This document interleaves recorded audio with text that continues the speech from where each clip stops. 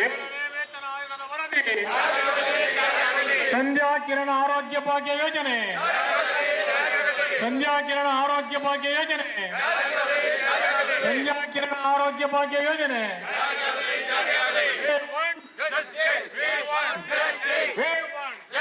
We want justice. I want justice. You want justice. We want justice. We want justice. Government employees, retired government employees unity.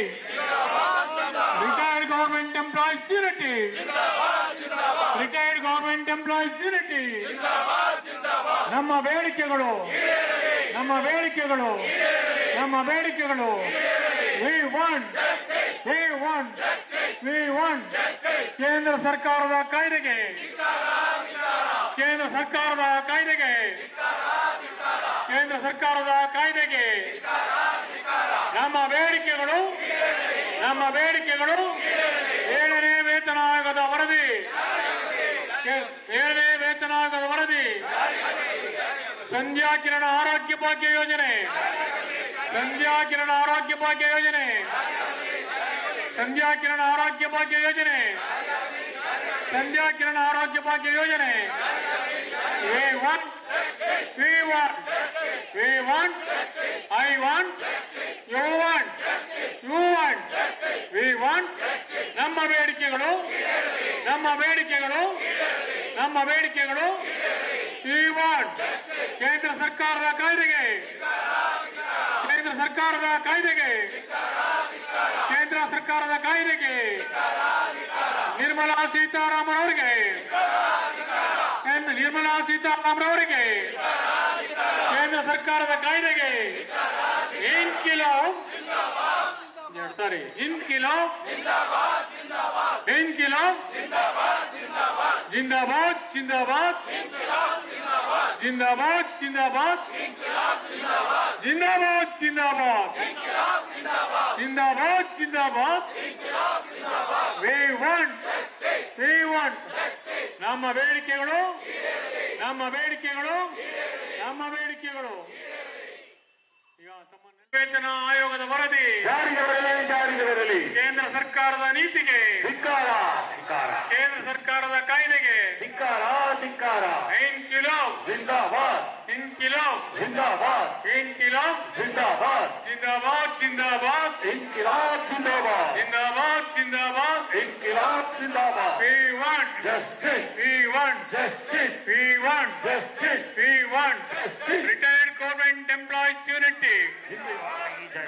Retired government employees unity. ಜಯವಾಗಲಿ, ಜಯವಾಗಲಿ. Retired government employees unity. ಜಯವಾಗಲಿ, ಜಯವಾಗಲಿ. ಇನ್ಕಿಲಾಬ್ ಜಿಂದಾಬಾದ್, ಜಿಂದಾಬಾದ್, ಜಿಂದಾಬಾದ್, ಇನ್ಕಿಲಾಬ್ ಜಿಂದಾಬಾದ್, ಜಿಂದಾಬಾದ್, ಜಿಂದಾಬಾದ್, ಇನ್ಕಿಲಾಬ್ ಜಿಂದಾಬಾದ್, ಜಿಂದಾಬಾದ್, ಜಿಂದಾಬಾದ್, ಇನ್ಕಿಲಾಬ್ ಜಿಂದಾಬಾದ್. We want justice. We want justice. ಮುಂದಿನ ದಿನಗಳಲ್ಲಿ ನಮಗೇನು ಈ ಕಾಯ್ದೆಯಿಂದ ಅನಾನುಕೂಲ ಆಗುತ್ತೆ ಅನ್ನೋದ್ರ ಬಗ್ಗೆ ಚೆನ್ನಾಗಿ ಕೂಲಂಕುಷವಾಗಿ ತಿಳಿಸಿದ್ದಾರೆ. ನಾವೇನು ಜಾಸ್ತಿ ಮಾತಾಡೋಕ್ಕಾಗಲಿಲ್ಲ. ದಯಮಾಡಿ ಏನು ನಮ್ಮ ಬೆಂಗಳೂರಿನಲ್ಲಿರ್ತಕ್ಕಂಥ ಸರ್ಕಾರಿ ನಿವೃತ್ತ ನೌಕರರು ಎಷ್ಟು ಲಕ್ಷ ಜನ ಇದ್ದಾರೆ, ಆದರೆ ಇವತ್ತು ಇಲ್ಲಿ ಬಂದಿರತಕ್ಕಂಥ ಜನ ಎಷ್ಟು ಜನ, ಏನು ಈ ಕಾಯ್ದೆ ಏನಾದ್ರೂ ಒಂದು ಜಾರಿ ಬಂದ್ಬಿಟ್ರೆ ಈ ಸಂಘ ಏನು ಮಾಡ್ತು, ಏನು ಮಾಡಿದ್ರು ಅಂತ ಕ್ವಶನ್ ಮಾಡೋದಕ್ಕೆ ಲಕ್ಷಾಂತರ ಜನ ಇರ್ತಾರೆ. ಆದರೆ ಇಲ್ಲಿ ಬಂದು ಒಂದು ದಿನ ಒಂದು ಅರ್ಧ ಗಂಟೆ ಒಂದು ಈ ಸ್ಟ್ರೈಕ್ನಲ್ಲಿ ಭಾಗವಹಿಸೋದಕ್ಕೆ ಯಾರಿಗೂ ಯೋಗ್ಯತೆ ಇಲ್ಲ ಅಂತ ಒಂದು ಜನಗಳು ನಮ್ಮಲ್ಲಿ ಇದ್ದಾರೆ. ಬಹಳಷ್ಟು ಜನ ಎಲ್ಲರೂ ಹಂಗೆ ಕೇಳ್ತಾರೆ ಬೆಂಗಳೂರಿನಲ್ಲಿ, ಏನು ನಮ್ಮಲ್ಲಿ ಏನು ಮಾಡ್ಬಿಟ್ರಿ, ಏನಾಗೋಯ್ತು, ಕೊಡ್ತಾರೆ ಬಿಡ್ರಿ, ಯಾಕ್ರಿ ಕೊಡಕ್ಕಿಲ್ಲ, ಅವ್ರ ಅಪ್ಪಂದೇನ್ರಿ ಅಂತಾರೆ. ಕೊಟ್ಟದ್ದು ಕಿತ್ಕೊಂಡ್ಮೇಲೆ ಯಾಕೆ ಕೊಡಿಸ್ಲಿಲ್ಲ ನೀವು ಅಂತಾರೆ. ಅದಾಗಬಾರ್ದು. ಜನ ಎಲ್ರಿಗೂ ಮನವರಿಕೆ ಆಗಬೇಕು. ಎಲ್ಲ ನಿವೃತ್ತ ನೌಕರರು ಒಗ್ಗಟ್ಟಾಗಿ ಇವತ್ತು 1 ಲಕ್ಷ ಜನ ಅಥವಾ 50,000 ಜನ ಇಲ್ಲಿ ಸೇರ್ಬೇಕಾಗಿತ್ತು. ಆದ್ರೆ ಇವತ್ತು ಸೇರಿರ್ತಕ್ಕಂಥದ್ದು ಬೆರಳೆಣಿಕೆಯಷ್ಟು ಜನ. ಆದ್ರೆ ಇನ್ನು ಮುಂದಿನ ದಿನ ಕೇಂದ್ರ ಸರ್ಕಾರದ ಆರ್ಥಿಕ ಸಚಿವರಾದಂತಹ ಶ್ರೀಮತಿ ನಿರ್ಮಲಾ ಸೀತಾರಾಮನ್ ರವರು ಮಾರ್ಚ್ 25, 2025ರಂದು ಲೋಕಸಭೆಯಲ್ಲಿ ಆರ್ಥಿಕತೆಗೆ ಸಂಬಂಧಪಟ್ಟಂತೆ ಫೈನಾನ್ಸ್ ಬಿಲ್ ಅನ್ನ ಮಂಡನೆ ಮಾಡತಕ್ಕಂತಹ ಸಂದರ್ಭದಲ್ಲಿ ಏನು 1/1/2026 ಹಿಂದೆ ಯಾರು ನಿವೃತ್ತಿಯನ್ನ ಪಡೆದಿದ್ದಾರೆ ಅವರಿಗೆ ನಿವೃತ್ತಿ ವೇತನ ಪರಿಷ್ಕರಣೆ ಮಾಡಲಿಕ್ಕೆ ಸಾಧ್ಯವಾಗುವುದಿಲ್ಲ ಮತ್ತು ಏನು ವಾರ್ಷಿಕ ಮಾರುಕಟ್ಟೆಯ ಬೆಲೆಯ ಆಧಾರದ ಮೇಲೆ ಅಂದರೆ ಪ್ರೈಸ್ ಇಂಡೆಕ್ಸ್ ಆಧಾರದ ಮೇಲೆ ಕೇಂದ್ರ ಸರ್ಕಾರ ಮತ್ತು ರಾಜ್ಯ ಸರ್ಕಾರಗಳು ಎರಡು ತುಟ್ಟಿ ಭತ್ಯೆಯನ್ನ ಸರ್ಕಾರಿ ನೌಕರರಿಗೆ ಮತ್ತು ನಿವೃತ್ತಿ ನೌಕರರಿಗೆ ಮಂಜೂರಾತಿಯನ್ನು ನೀಡ್ತಾ ಇದ್ದು. ಸೊ ಅದನ್ನು ಸಹ 1/1/26 ಹಿಂದೆ ಯಾರು ನಿವೃತ್ತಿಯಾಗಿದ್ದಾರೆ ಅದನ್ನು ಕೂಡ ಕೊಡಲಿಕ್ಕೆ ಸಾಧ್ಯವಾಗುವುದಿಲ್ಲ ಅಂತಕ್ಕಂಥ ವಿಚಾರವನ್ನ ಒಂದು ಆಕ್ಟ್ ಅನ್ನ ಲೋಕಸಭೆಯಲ್ಲಿ ಮಂಡಿಸಿ ಅದನ್ನ ಜಾರಿ ಮಾಡಿದ್ದಾರೆ. ಆ ತಂದಿರತಕ್ಕಂಥ ಆಕ್ಟ್ ಸರ್ಕಾರಿ ನಿವೃತ್ತ ನೌಕರರಿಗೆ ಮತ್ತು ಪಿಂಚಣಿದಾರರಿಗೆ ಮಾರಕವಾದಂತಹ ಒಂದು ಆಕ್ಟ್. ಮುಂದಿನ ದಿನಗಳಲ್ಲಿ ಏನು ನಾವು ಸರ್ಕಾರಿ ನಿವೃತ್ತಿ ನೌಕರರು ಕುಟುಂಬ ಪಿಂಚಣಿದಾರರು ನಿವೃತ್ತಿ ವೇತನವನ್ನು ಪಡೆಯುತ್ತಿದ್ದೇವೆ ಆ ಬರ್ತಕ್ಕಂಥ ಸೌಲಭ್ಯಗಳನ್ನ ಕಡಿತ ಮಾಡಲಿಕ್ಕೆ ಸಾಧ್ಯವಾದಷ್ಟು ಕಡಿತ ಮಾಡಲಿಕ್ಕೆ ತಂದಿರತಕ್ಕಂಥ ಒಂದು ಆಕ್ಟ್ ಅದು. ಆ ಒಂದು ಹಿನ್ನೆಲೆಯಲ್ಲಿ ಅಖಿಲ ಭಾರತ ಸರ್ಕಾರಿ ನಿವೃತ್ತಿ ನೌಕರರ ಒಕ್ಕೂಟ ಇಡೀ ಭಾರತ ದೇಶದಲ್ಲಿ ಎಲ್ಲಾ ರಾಜ್ಯಗಳು ಆ ಒಂದು ಆಕ್ಟ್ ಅನ್ನ ಹಿಂಪಡಿಬೇಕು ಅಂತೇಳಿ ವಿರೋಧವನ್ನು ಮಾಡಿ ಒಂದು ಪ್ರತಿಭಟನಾ ದಿನವನ್ನು ಆಚರಣೆ ಮಾಡಬೇಕು ಅಂತ ಹೇಳಿ ಏನೋ ಒಂದು ನಿರ್ದೇಶನ ಕೊಟ್ಟಿದ್ರು. ಆ ಹಿನ್ನೆಲೆಯಲ್ಲಿ ಇವತ್ತು ನಾವು ಬೆಂಗಳೂರು ನಗರದಲ್ಲಿ ಎಲ್ಲಾ ಸರ್ಕಾರಿ ನಿವೃತ್ತಿ ನೌಕರರು ಕುಟುಂಬ ಪಿಂಚಣಿದಾರರು ಸೇರಿ ಒಂದು ಪ್ರತಿಭಟನಾ ದಿನವನ್ನು ಆಚರಣೆ ಮಾಡಿ ಕೇಂದ್ರ ಸರ್ಕಾರ ತಂದಿರತಕ್ಕಂಥ ಆಕ್ಟ್ ಏನಿದೆ ಆ ಆಕ್ಟ್ ಅನ್ನು ಕೂಡಲೇ ಸರ್ಕಾರ ಹಿಂಪಡಿಬೇಕು ಅನ್ನತಕ್ಕಂಥ ವಿಚಾರದಲ್ಲಿ ಮಾನ್ಯ ಮುಖ್ಯ ಕಾರ್ಯದರ್ಶಿಗಳ ಮುಖಾಂತರ ಪ್ರಧಾನಮಂತ್ರಿಗಳಿಗೆ ನಾವು ಇವತ್ತು ಮನವಿಯನ್ನ ಕಳಿಸ್ಕೊಡ್ಬೇಕು ಅಂತೇಳಿ 3 ಗಂಟೆಗೆ ಮುಖ್ಯ ಕಾರ್ಯದರ್ಶಿಗಳ ಭೇಟಿ ಮಾಡಿ ಮನವಿಯನ್ನು ಸಲ್ಲಿಸ್ತಾ ಇದ್ದೇವೆ.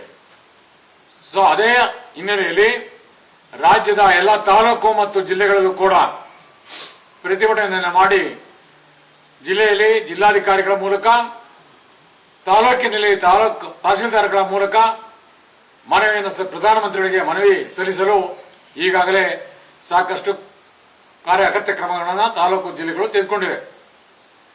ಸೊ ಮುಂದಿನ ದಿನಗಳಲ್ಲಿ ಈ ಆಕ್ಟ್ ಅನ್ನ ಸರ್ಕಾರ ಹಿಂಪಡೆದ ಹೋದ್ರೆ ಉಗ್ರವಾದಂತಹ ಹೋರಾಟವನ್ನ ರಾಜ್ಯ ಮಟ್ಟದಲ್ಲಿ ರಾಷ್ಟ್ರ ಮಟ್ಟದಲ್ಲಿ ಮಾಡಬೇಕಾಗುತ್ತೆ.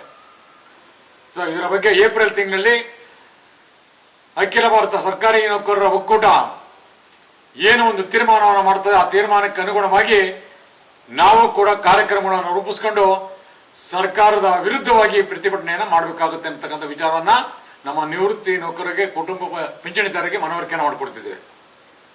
ಇವತ್ತು ಸರ್ಕಾರ 7ನೇ ವೇತನ ಆಯೋಗವನ್ನು ಜಾರಿ ಮಾಡಿದೆ.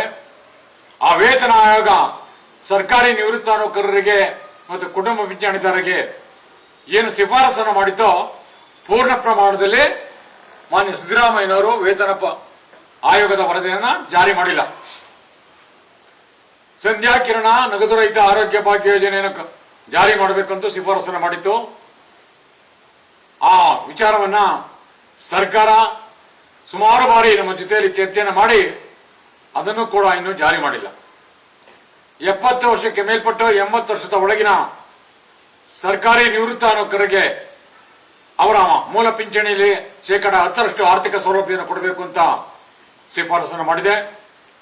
ಮಾನ್ಯ ಮುಖ್ಯಮಂತ್ರಿಗಳು ಅದನ್ನು ಕೂಡ ಪರಿಗಣಿಸಿಲ್ಲ. ಸರ್ಕಾರಿ ನಿವೃತ್ತ ನೌಕರರು ಮತ್ತು ಕುಟುಂಬ ಪಿಂಚಣಿದಾರರು ಮುಂದಿನ ದಿನಗಳಲ್ಲಿ ನಿಧನವಾದಂತಹ ಸಂದರ್ಭದಲ್ಲಿ ಅವರ ಸಂಬಂಧಿಕರಿಗೆ ಶವ ಸಂಸ್ಕಾರಕ್ಕೆ 10,000 ರೂಪಾಯಿಗಳನ್ನ ಕೊಡಬೇಕು ಅಂತೇಳಿ ಶಿಫಾರಸನ್ನು ಮಾಡಿದೆ. ಅದನ್ನು ಕೂಡ ಮಾನ್ಯ ಮುಖ್ಯಮಂತ್ರಿಗಳು ಪರಿಗಣನೆಗೆ ತೆಗೆದುಕೊಂಡಿಲ್ಲ. ಈಗಾಗಲೇ ಈ ವಿಚಾರಗಳ ಬಗ್ಗೆ ಮುಖ್ಯಮಂತ್ರಿಗಳ ಜೊತೆ ಆರ್ಥಿಕ ಇಲಾಖೆ ಅಧಿಕಾರಿಗಳ ಜೊತೆ ಮುಖ್ಯ ಕಾರ್ಯದರ್ಶಿಗಳ ಜೊತೆ ಸಾಕಷ್ಟು ಚರ್ಚೆಯನ್ನು ಕೂಡ ಮಾಡಿದ್ದೇವೆ. ಇವತ್ತು ಮಾಡ್ತೀವಿ, ನಾಳೆ ಮಾಡ್ತೀವಿ. ಸರ್ಕಾರದಲ್ಲಿ ನಿಮ್ಮ ಬೇಡಿಕೆಗಳನ್ನ ಈಡೇರಿಸಲಿಕ್ಕೆ ಸಾಕಷ್ಟು ಹಣವಿಲ್ಲ ಅನ್ನತಕ್ಕಂತಹ ವಿಚಾರವನ್ನ ಚರ್ಚೆ ಮಾಡ್ತಿದ್ದಾರೆ. ನಾನು ಈ ಮೂಲಕ ಮಾನ್ಯ ಮುಖ್ಯಮಂತ್ರಿಗಳಿಗೆ ಮನವಿಯನ್ನು ಮಾಡ್ಕೊಳ್ತಾ ಇದ್ದೇವೆ.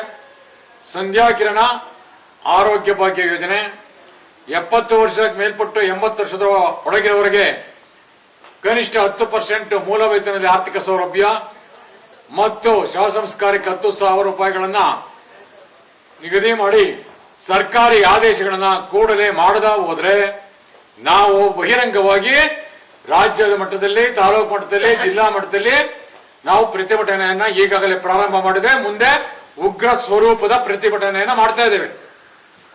ಮುಖ್ಯಮಂತ್ರಿಗಳು ಈ ಒಂದು ವಿಷಯವನ್ನ ಮನಗಂಡು ನಿವೃತ್ತಿ ನೌಕರರ ಕುಟುಂಬಗಳನ್ನ ರಸ್ತೆಗೆ ಬಿಡಬೇಡಿ. ಪ್ರತಿ ಹಳ್ಳಿಯಲ್ಲೂ ಕೂಡ ನಾವಿದ್ದೇವೆ. ಮುಂದಿನ ದಿನಗಳಲ್ಲಿ ನೀವು ನಮ್ಮ ಬೇಡಿಕೆಗಳನ್ನ ಈಡೇರಿಸ್ತಾ ಹೋದ್ರೆ ಸರ್ಕಾರಕ್ಕೆ ಬಹಳ ತೊಂದರೆಯನ್ನ ಉಂಟಾಗ್ತದೆ ಅನ್ನತಕ್ಕಂಥ ಎಚ್ಚರಿಕೆನೂ ಕೂಡ ನಾನು ಈ ಮೂಲಕ ಸರ್ಕಾರಕ್ಕೆ ಕೊಡ್ತಾ ಇದ್ದೇನೆ. ಸೊ ಆದ್ರಿಂದ ಈ ಒಂದು ದಿವಸ ಏನೋ ಒಂದು ಪ್ರತಿಭಟನೆಯನ್ನ ಮಾಡಿದ್ದೇವೆ. ಮಾನ್ಯ ಮುಖ್ಯ ಕಾರ್ಯದರ್ಶಿಗಳಿಗೆ ಮನವಿಯನ್ನು ಸಲ್ಲಿಸ್ತಾ ಇದ್ದೇವೆ. ಮತ್ತೆ ಮುಖ್ಯಮಂತ್ರಿಗಳು ಕೂಡ ನಮ್ಮ ಬೇಡಿಕೆಗಳ ಬಗ್ಗೆ ಆದಷ್ಟು ಬೇಗ ಜಾಗರೂಕತೆಯಿಂದ ಪರಿಗಣಿಸಿ ಸರ್ಕಾರಿ ಆದೇಶ ಮಾಡಬೇಕು ಅಂತ ಈ ಮೂಲಕ ಮನವಿಯನ್ನ ಮಾಡಿಕೊಡ್ತಾ ಇದ್ದೇನೆ.